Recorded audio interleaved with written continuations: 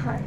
तो जैसे कि आप लोग को मैं बताई हूँ कि मैं वही स्टोरी आप लोग के सामने लेके आती हूँ जो ट्रेंडिंग में चल रहा हो, देश दुनिया में हाहाकार मचा रहा हो, और जिसमें हमारी कहीं न कहीं एक टुकड़ा कहानी छुपा हुआ हो। आइए, मैं आपकी सुमन बनारसी। हर हर महादेव, जय श्री कृष्णा, जय श्री राम। मुझे जैसे कि समय नहीं मिल पाता तो मैं ऑफिस से ही ब्लॉग बना लेती हूँ, और बहुत कम ब्लॉग बनाती हूँ, बहुत कम स्टोरीज आप लोगों के सामने लेके आती हूँ। वही स्टोरी मैं बोलती हूँ जो ट्रेंडिंग में चल रहा हो, हाहाकार मचा रहा हो, जो मेरे दिल को झकझोर दे रहा हो, जो मेरे पे बीती हुई हो, वही स्टोरी मैं लेके आती हूँ। अगर मेरे वीडियो से किसी को भी तकलीफ़ पहुँचे तो सबसे पहले मैं दोनों हाथ जोड़ करके माफ़ी चाहती हूँ। आइए शुरू करते हैं। एक बड़ा ट्रेंडिंग में चल रहा है, एक औरत है, उसका पति दूसरी शादी कर लिया है। पूरी कहानी बताते हैं आप लोगों को, एंड तक ज़रूर देखिएगा ताकि समझ में आए और सपोर्ट करिएगा। एक आदमी है और एक औरत है। औरत की एक शादी हो चुकी है, उसके पास एक बेटा भी है, और उसका पहला पति अपाहिज है। उससे शादी होता है, उसके माँ बाप करते हैं, कैसे करते हैं, होता है, नसीब का खेल होता है, पता नहीं। एक समय वो अपने पति से झगड़ा करके अपने पति और बेटे को छोड़ करके अपने मनचाहा वर के साथ आ जाती है, रहने लगती है 2018 से। उसका पति बहुत अच्छा होता है, बहुत केयर करता है, करता था। फिर एक समय ऐसा आता है कि उसको कोई और पसंद आ जाती है। अच्छा, यहाँ पे पहले मैं क्लियर कर दूँ कि मर्दों को ही दूसरी औरतें, दूसरी लड़कियाँ पसंद आती हैं। औरत और लड़कियों को कभी अपना पति छोड़ करके, अपना प्रेमी छोड़ करके दूसरा नहीं पसंद आता। बहुत कम ऐसा होता है कि मेरा वीडियो क्लियर नहीं आ रहा है, इसलिए थोड़ा सा मैं लोकेशन चेंज करूँगी।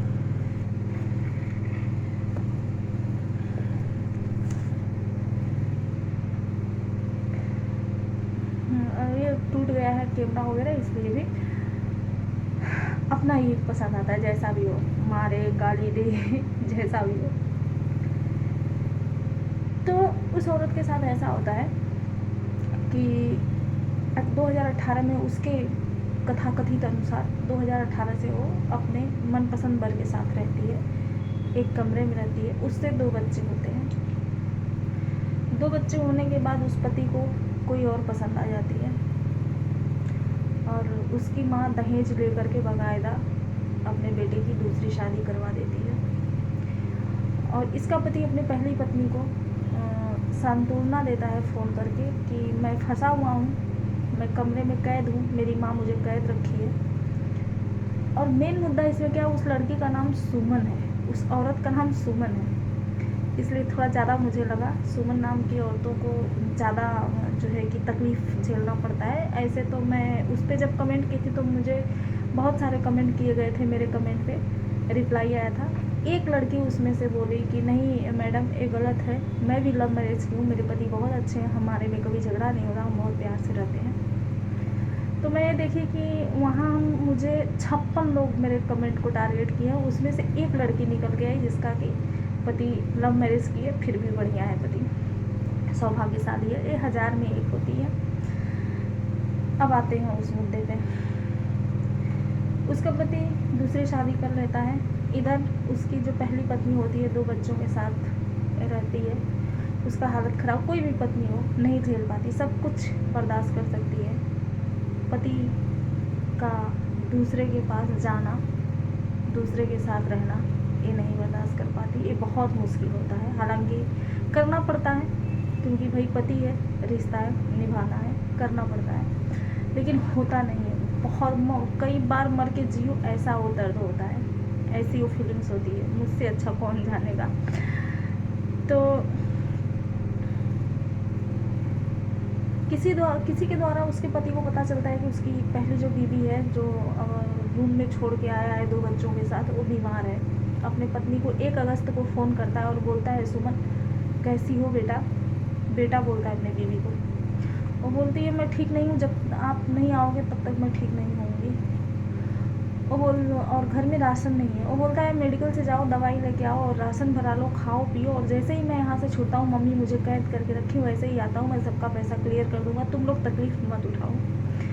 ये वो महिला विकास मंच में गई है सहयोग मांगने, वहाँ से बहुत अच्छा हेल्प मिला है, वहाँ अपने पति की तारीफ़ कर रही है, और उसके 3 साल की बच्ची अपने पापा की तारीफ़ कर रही है तोतली भाषा में। अगर वो बड़ी होती तो बहुत कुछ बोलती, उसके अंदर बहुत कुछ है, आप लोग वीडियो देखेंगे तो समझ पाएंगे, लेकिन उसका कोई सुन नहीं रहा है। बड़े लोग बात करें तो बच्ची का कोई नहीं सुन रहा, वो चिल्ला रही है, पापा पापा, गंदे पापा, चिल्ला रही है, रो रही है, लेकिन उसका कोई नहीं सुन रहा है। लेकिन मैं उस बच्ची को सुन रही थी, और उस पर मैं बहुत सारा कमेंट भी की, मुझसे नहीं रहा गया। तो उसकी पत्नी बोलती है कि मुझे मेडिकल से दवा की ज़रूरत नहीं है, आप आ जाइए, आप मेरे साथ रहिए, मैं आप आ जाएंगे, आपको देख करके मैं ठीक हो जाऊंगी। वो बोलता है, हाँ बेटा मैं जल्दी आऊँगा। ये सांत्वना देता है, लेकिन इसके पीछे का चेहरा देखिए। जब महिला मंच का विकास महिला मंच तैयार होते हैं, औरत का कंप्लेन सुन के, और उसके घर पे जाते हैं थाना पुलिस लेकर के लड़के के घर पे, तो लड़का पूरा बदल गया होता है। बोलता है, इससे 2 शादी कर चुकी है, तीसरा मेरे साथ था। अरे भाई, जब तुझे पता है कि वो 2 शादी कर चुकी है, पहले से उसके पास एक बेटा भी था, अपने पति को छोड़ के आई है तेरे लिए, तब तो तेरे लिए वो सती सावित्री थी, अब क्यों खराब हो गई? लेकिन होता है ऐसा। फिर उसको जो है कि मानने के लिए तैयार नहीं होता, बहुत सारे वो चमचे होते हैं, चमचे रख लेता है। मैं इसलिए बता पा रही हूँ, चमचों से बात करवाता है कि देखो, बात करो, लेकिन महिला मंच से जो आई है मैडम, वो समझदार होती है, बोलती है, तेरे चोचले में मैं नहीं फंसने वाली हूँ, साबित कर दो कहीं पे भी, इसके दिखा कि इसका 2 पति है और तू तीसरा है। बोलते वो लोग पूछते हैं, तेरी बेटी नहीं है, तेरे बच्चे नहीं हैं, शक्ल तो तेरे से मिल रहा है, तो बोल रहा है कि पता नहीं, मुझे नहीं पता है। सोचिए, फिर बहुत सारे बहस होते हैं। मैं 3 वीडियो उसका देखी, उसके बाद उसे जो है कि थाना लेके जाया जाता है कि इसको वहाँ ले चल के बराबर करेंगे। और वो लड़की औरत अपने पति को देखते ही, जब उसके दरवाजे पे जाती है महिला मंच की लेडीज पुलिस लोग, और वो अपने पति को देखती है, लिपट के रोने लगती है, बाबू बाबू मैं तुम्हारे बिना कैसे जीऊँगी बाबू, ऐसा मत करो मेरे साथ बाबू, बच्चे को गोद में उठा लो बाबू। और वो लिपट के चिल्ला रो रही है, 3 साल की बच्ची पापा पापा कर रही है। एक बात बताऊं, एक छोटा सा मेरा भी टुकड़ा है इसमें। ऐसे प्रताड़ित मैं बहुत हुई हूँ। मुझे तो बिना वजह इस बात पे मारा जाता था कि मैं अगर रूम के बाहर बैठ जाती थी, क्योंकि मेरे पास उतना बुद्धि नहीं, आज भी नहीं है। मेरे पापा खुद बोलते हैं कि मेरी बेटी शारीरिक रूप से बड़ी हो गई है, लेकिन मानसिक रूप से बड़ी छोटी है, अभी बच्ची है। तो बाहर बैठती थी तो मुझे मार पड़ने लगता था कि सुंदरता दिखाने बाहर बैठी है। चलिए, वो सब तो बीत गया, कभी मैं मम्मी पापा को भी नहीं बताई थी। वो सब बीत गया, लेकिन बीच में कल कुछ ऐसा हुआ कि हमें सब याद आने लगा। हम लोग भी मुंबई थे, करीब 4 महीना थे। उस बीच मेरे बेटे का भविष्य जो है बिगड़ रहा था, उसका स्कूल, उसका पढ़ाई के लिए कुछ मेरे पास नहीं था, कुछ डॉक्यूमेंट्स मेरे पास नहीं था। जब हम वहाँ से आए, वहाँ जब हम थे ना, जब हमें कोई तकलीफ़ होता है ना, तो उसी समय समझ में आता है कौन अपना है कौन पराया है। उस समय मेरे खून का रिश्ता भी दगा दे गया, बहुत कुछ मेरे खिलाफ बोला गया, बहुत कुछ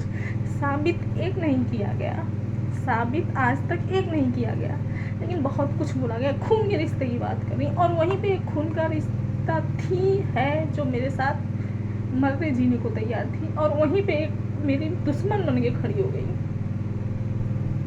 खैर, भगवान है, सब देखते हैं, मैं तो भगवान पे भरोसा करती हूँ। फिर जब हम वहाँ से आए ना, तो स्कूल से मेरे बेटे का नाम काट के निकाल दिया गया। हम कड़कती धूप में सुबह बिना बनाए, बिना खाए, बिना झाड़ू पोछा लगाए घर से निकल जाते थे। सारा दिन स्कूल भटकते थे। हमें कुछ भाई लोग कमेंट करते हैं कि आप घमंडी हो। क्यों बोलते हैं? क्योंकि हम पर्सनली किसी से बात नहीं करते, तो हम घमंडी हैं। और मुझे कहीं ना कहीं लगता है कि एटीट्यूड अंदर होना चाहिए, क्योंकि अगर एटीट्यूड नहीं होगा ना तो कुत्ते भी नोच के खा जाएंगे।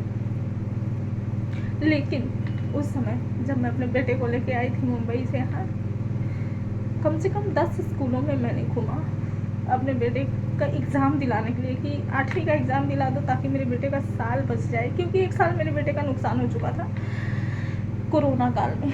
कोरोना में मैं स्कूल में जाके अपने बेटे का नाम कटवा दी थी, क्योंकि मुझे डर लग रहा था कि मेरा एक ही बेटा है, कुछ हो जाएगा तो मैं बेटा कहाँ पाऊँगी। तो 1 साल पीछे था मेरा बेटा। फिर जब हम मुंबई से आए ना, 10 स्कूल में हम घूमे कड़कती धूप में अपने बेटे के साथ। कहीं पानी पी लेते थे, कहीं समोसा खा लेते थे, ऐसे करके भटकते रहे। और हर स्कूल में जाके प्रिंसिपल का पैर छू लेती थी कि मेरे बेटे का एग्ज़ाम दिला दो प्लीज़ सर, मेरे बेटे का भविष्य बिगड़ जाएगा। उसमें से एक प्रिंसिपल कल हमें रास्ते में मिले थे, तो मुझे याद आ गया। और उन्होंने कुछ ऐसा बोला कि मैं तुरंत वहाँ से हट के चली गई पीठ दिखा के, क्योंकि मैं किसी की श्रीमती हूँ ही नहीं, और जिसकी मैं हूँ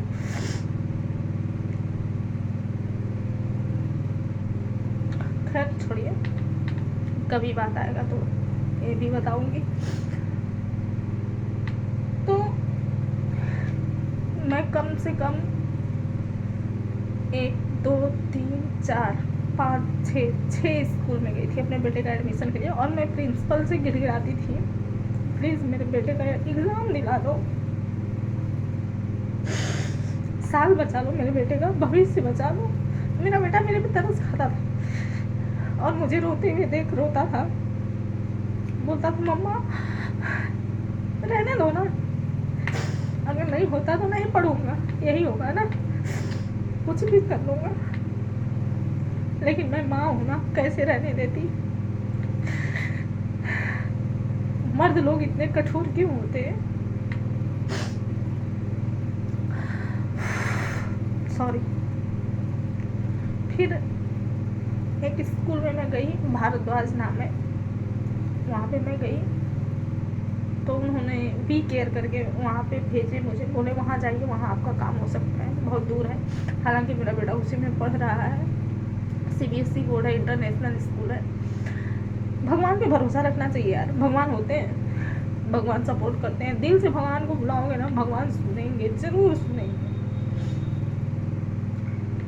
वी केयर में गई, और एक तो प्रिंसिपल है, लेडीज़ हैं, पांडे है, और एक और है, उन्हीं के टक्कर पे, वो क्या होते हैं मुझे नहीं पता। उनसे उनके केबिन में गई अपने बेटे के साथ, उनसे बात की और पूरी बात बताई, झूठ नहीं बोली, जो मेरे साथ गुजरा था वही बताई। फिर उन्होंने जो स्कूल मुझे वहाँ ट्रांसफ़र किया था उसी प्रिंसिपल को फ़ोन किए, बोले सर इस बेटे का एग्ज़ाम दिला दो। कि बच्चे की माँ बहुत परेशान है और बहुत रो रही है, बच्चे का भविष्य बचा लो। हमारे स्कूल में एग्ज़ाम हो गया है, इसलिए बेटे का एग्ज़ाम नहीं दिला सकती, लेकिन इस बच्चे का भविष्य बचा लो, क्योंकि उसकी माँ बहुत परेशान है। ये बात सुन के मुझे रोना आ गया कि पराये लोग समझ जाते हैं, अपने क्यों नहीं समझते। अपने वही देखते हैं जो लोग दिखाते हैं उन्हें, अपने लोग अपनों को नहीं समझते। फिर वापस मैं भारद्वाज में आई, बहुत दबे मन से 6 महीने का फीस भरवाए और मेरे बेटे का फॉर्मेलिटीज़ करवाए, एग्ज़ाम दिलाए, दिए, मार्कशीट वगैरह। मेरे बेटे का किसी तरह से उसी स्कूल में नाम डलवाई, वी केयर में ही। मेरा बेटा आज पढ़ रहा है, आ रहा है, जा रहा है स्कूल। कहने का मतलब ये है कि आप जिसके लिए अपनी पूरी ज़िंदगी दांव पे लगा देते हो, दुनिया ना समझे, दुनिया एक तरफ, लेकिन जिसके लिए अपनी ज़िंदगी दाँव पे लगाते हो अगर वो ना समझे तो उससे बड़ा दुर्भाग्य कुछ नहीं होता। हालांकि मैं आज भी भरोसे पर हूँ, कल भी भरोसे पर थी। मुझे भगवान पे, मेरे भगवान पे मुझे भरोसा है। मेरा भगवान मुझे कभी, इंसान धोखा देंगे, मेरा भगवान मुझे धोखा नहीं देगा। मेरा भगवान मुझे हमेशा गले से लगा के रखेगा, इतना भरोसा है मुझे। क्योंकि मैंने वो दिन देखा है जब लोग मरने की सोचते हैं, तब मैं जीने की ठान ली थी अपने बेटे के लिए। लेकिन अब भी कुछ दिन से मेरे मन में ख्याल आ रहा है कि मुझे जीने का अधिकार नहीं है, नहीं जीना चाहती, मुझे मेरी ज़िंदगी काटती है। मैं अभी तक अपने बेटे के लिए जी रही थी। मैं ना तो मैं जो है कि यहाँ जा सकती हूँ, क्या बोलते हैं, चाय वाला आ रहा है, इसको चैन नहीं, क्या बोलते हैं, गौरी गोपाल आश्रम में जाना चाहती हूँ, मैं वृंदावन जाना चाहती हूँ, मैं ऐसे जगहों पे जाके रुक जाना चाहती हूँ, वापस नहीं आना चाहती हूँ। आज के डेट में मेरा अपना कोई नहीं है सब लोग हैं, लेकिन मैं नज़रें नहीं मिला पाती, मेरा अपना कोई नहीं है। क्या बात करूँ, क्या बोलूँ, मैं अपनी माँ से बात नहीं कर पाती, अपने बाप से बात नहीं कर पाती, क्योंकि खून का रिश्ता ही मुझे दगा दे गया, खून का रिश्ता दोगला निकल गया। मैं नहीं बात करती किसी से, मैं एकदम अकेली हूँ। और कल के डेट में, आने वाले समय में मैं और अकेली हो जाऊंगी। जिस बेटे के लिए मैं सब कुछ करती हूँ, शायद वो बेटा भी मेरा साथ छोड़ देगा, क्योंकि देखती हूँ माँ कुछ भी कर ले, लेकिन बेटे जब बड़े होते हैं उनकी दुनिया अलग हो जाती है। तो मैं फ़िलहाल एकदम अकेली हूँ। और हाँ, कुछ उम्मीदें हैं, कुछ भरोसा है अपने लड्डू गोपाल पे, अपने भगवान पर। अंगुली पकड़ा के जहाँ लेके जाएंगे मैं तैयार हूँ जाने के लिए। मेरे पास कुछ भी नहीं है। कितने भाई लोग कमेंट करते हैं आप बहुत पैसे वाली दिखती हूँ। हाँ, दिखती हूँ भगवान ने ऐसा बनाया है, लेकिन है कुछ नहीं। एक कहावत गांव में बोलते हैं ना, गांव में खेती ना, सिवान में खेती ना, गांव में डेरा। तो मेरा ना तो गांव में डेरा है, ना सिवान में खेती है, कुछ भी नहीं है। मैं कमाती हूँ, बच्चे को पढ़ा रही हूँ, खाती हूँ। जिस दिन कमाना छोड़ दूँगी उस दिन शायद खाना भी ना मिले। बस बार बार एक ही बात बोल रही हूँ कि बस मुझे मेरे भगवान पे भरोसा है। अब वो भगवान मुझे जिस जहाँ लेकर जाएंगे, मौत के घाट उतार देंगे, मैं मौत के घाट उतर जाऊँगी जहाँ, क्योंकि मैं बहुत ज़्यादा पढ़ी लिखी नहीं हूँ, बहुत शिक्षित नहीं हूँ, मेरे पास सरकारी जॉब नहीं है, मैं एक छोटी मोटी प्राइवेट जॉब करती हूँ। अगर बच गई तो मैं बहुत कुछ करूँगी अपने जो मेरा बचा हुआ समय है। मर गई तो कोई बात नहीं, क्योंकि अभी जीने का इच्छा ही नहीं होता। अभी दुनिया देश देखती हूँ जैसे आग लगी पड़ी है, हाहाकार मचा पड़ा है। अभी जीने का इच्छा नहीं होता, लेकिन दोबारा इस दुनिया में आने का भी इच्छा नहीं है। इसलिए मुझे बस भगवान के शरण में जाके रह लेना है, रुक ही जाना है, दोबारा नहीं आना है। ऐसा मैं कर्म करना चाहती हूँ बचा हुआ। अब मेरे साथ क्या हुआ मुझे कुछ भी नहीं पता है। हाँ, मेरा कोशिश यही रहेगा कि मैं जो भी करूँ बहुत बेस्ट करूँ, और भगवान कहाँ लेके जाएंगे मुझे नहीं पता।